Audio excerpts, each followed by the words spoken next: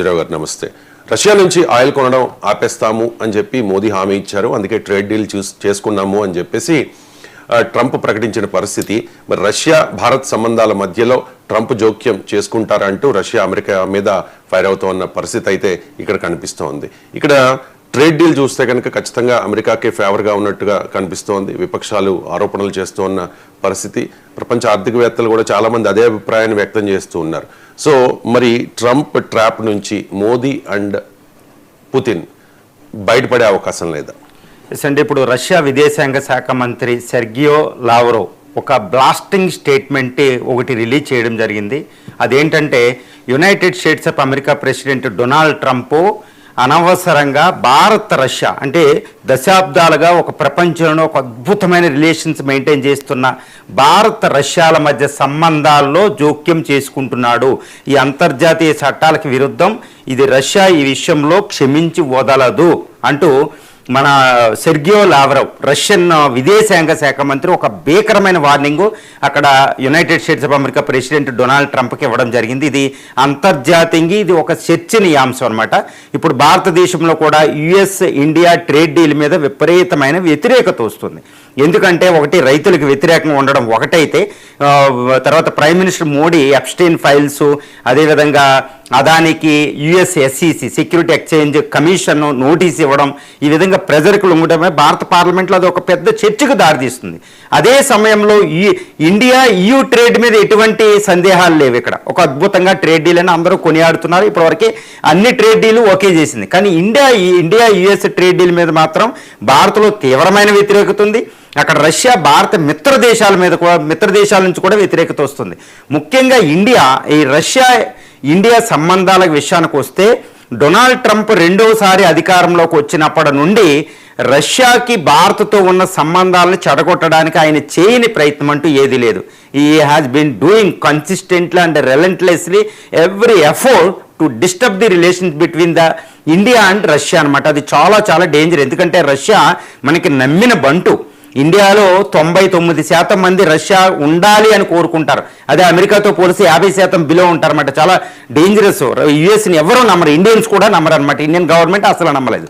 కానీ రష్యా విషయంలో it's a different. చూడండి, పుతిన్ ఇండియా వచ్చినప్పుడు ఇండియన్స్ పులకించిపోయారనమాట. అబ్బా పుతిన్ ఇండియా వచ్చాడు అని.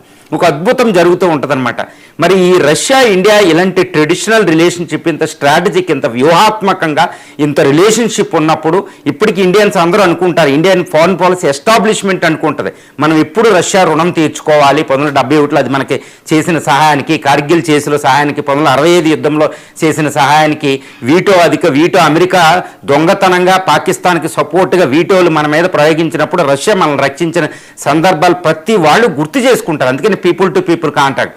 ఇంత ట్రెడిషనల్, ఇంత బలమైన, ఇంత విస్తృతమైన రష్యా భారత్ సంబంధాల మీద ఇప్పుడు అమెరికా అధ్యక్షుడు డొనాల్డ్ ట్రంప్ కన్నేసి రష్యా నుంచి మీరు ఆయిల్ తెచ్చుకోకూడదు, ఆయిల్ తెచ్చుకునేలా ఉంటే మళ్ళీ తగ్గించిన టారిఫ్లు మళ్ళీ ఆయన భారతదేశం ఎవరితో సంబంధాలు మెయింటైన్ చేయాలనే విషయంలో అసలు డొనాల్డ్ ట్రంప్ ఎందుకు జోక్యం చేసుకోవాలి? కానీ ఇంకోటి విచిత్రం ఏంటంటే ఇప్పటివరకే మోడీ గవర్నమెంట్ ఏం చెప్తుంది, భారతదేశం మా ఇష్టమైన వాళ్ళతో రిలేషన్షిప్ పెట్టుకుంటున్నాం, మా విదేశాంగ రిలేషన్ విషయంలో నువ్వు మాట్లాడకూడదు అనే టైప్ మాట్లాడింది. ఈ మధ్యన సైలెంట్గా ఉంది. ఇప్పుడు ఎస్ జయశంకర్ గారు కానీ మోడీ గారు కానీ రష్యా ఆయిల్ మేము తెచ్చుకుంటామని కొండ బద్దలు కొట్టినట్టు చెప్పలేదు. ఇప్పటివరకు ఎస్ జయశంకర్ గారు చెప్పారు. యూరోప్లో ఖండంలో ఎన్నో మ్యూనిచ్ సెక్యూరిటీ డైలాగ్ అని, యుఎస్లో ప్రెస్ కాన్ఫరెన్స్లో ఎస్ జయశంకర్ గారి స్పీచ్లు చాలా సోషల్ మీడియాలో వైరల్ అయిపోయినాయి అనమాట. ఎస్ జయశంకర్ గారు ఏమని, India will decide its own fate, ఎక్కడ తక్కువ దొరికితే అక్కడ తెచ్చుకుంటున్నాం, మేము వదలం, మా ఇండియన్ ఎకానమీ, మా పీపుల్ ఇంపార్టెంట్ అని ఎస్. మరి ఇండియా యుఎస్ ట్రేడ్ డీల్ తర్వాత రష్యా నుంచి ఆయిల్ తెచ్చుకోకూడదు, తెచ్చుకుంటే కుదరదని ట్రంప్ తన ట్రూత్ సోషల్ ప్రకటించినప్పుడు ఇండియా మాట్లాడలేదు.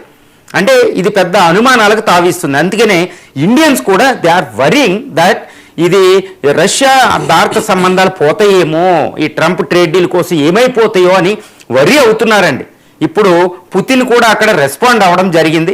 ఈవెన్ రష్యా కూడా రెస్పాండ్ అవుతుంది. రష్యా చాలా కాషియస్గా రెస్పాండ్ అవుతుంది. గుర్తుపెట్టుకోండి, ఇండియా అంతా తెలుగు తక్కువ నిర్ణయం తీసుకోరు మోడీ గారని ఒక నమ్మకం అక్కడ రష్యాకు ఉంది. భారతదేశానికి కూడా రష్యాని కాపాడుకోవాలని ఒకటి ఉంది. కానీ ట్రంప్ అనవసర జోక్యాన్ని అసలు పదం మాట్లాడడానికి కూడా క్షమించరాని నేరము. మరి India multi alignment, non alignment, ఇతరుల జోక్యాన్ని ఒప్పుకోదు అనే ఒక ట్రెడిషనల్ ఫారిన్ పాలసీని మరి ఎలా తీసుకెళ్తుంది? ఇండియా యుఎస్ ట్రేడ్ డీల్ అంత ఇంపార్టెంట్. వ్యవసాయ రంగాన్ని, భారత రష్యా సంబంధాలని దెబ్బతీసేలా ఉంటే ఇండియా యుఎస్ ట్రేడ్ డీల్ మనకు వద్దు అనుకుని ఉండబద్దలు కొట్టాలి.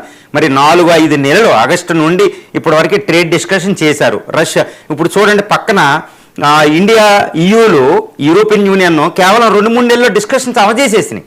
యూరోపియన్ యూనియన్లు ఎక్కువగా రష్యా అంటే ఎక్కువ భయపడతాయి. అక్కడ 3వ ప్రపంచ యుద్ధం వస్తే ముందు నాటో దేశాలు యూరోప్ ఖండానికి అత్యంత ప్రమాదం రష్యా నుంచి. అలాంటి యూరోపియన్ కంట్రీస్ కూడా, ఇది జర్మనీ, ఫ్రాన్సు, ఈ దేశాలు ఏవి కూడా, నార్వే, స్వీడన్, ఫిన్లాండ్లు, పోలాండ్లు, Romania, Bulgaria, Estonia, Latvia, Lithuania, ఈ కంట్రీలు ఏవి కూడా రష్యా నుంచి మీరు ఆయిల్ కొనొద్దు అనే ఒక్క పదాన్ని కూడా యూరోపియన్ కంట్రీలు అనలే, మనల్ని గౌరవించాయి. కాబట్టి ఆ ట్రేడ్ డీల్ మనకు ముఖ్యమే. కానీ యుఎస్ ప్రెసిడెంట్ మాత్రం ఇంకా ఎక్కువ 18% టారిఫ్స్ వేసి కూడా మళ్ళా ఆయిల్ కొనొద్దు, నా ఆయిలే కొనాలి, నువ్వు ఎంతకు అమ్ముతావో చెప్పలేదు. మనకి చీప్గా ఇచ్చేస్తారు వెనిజులా ఆయిల్.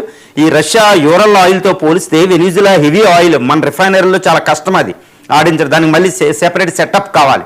యుఎస్ ఎప్పుడు మానేస్తుందో తెలియదు. యుఎస్తో చాలా డేంజర్, దాని మీద ఆధారపడితే ఎనర్జీ సెక్యూరిటీ ఎంటర్ ఇండియా మూత పడిపోతుంది అనమాట.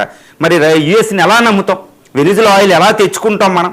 కాబట్టి ఎనర్జీ సెక్యూరిటీ, రష్యాతో సంబంధాలని కాపాడుకోవడం అనేది మోడీ గవర్నమెంట్కి చాలా చాలా ఇంపార్టెంట్. మరి మోడీ గారు సైలెంట్గా అయితే ఉండరు.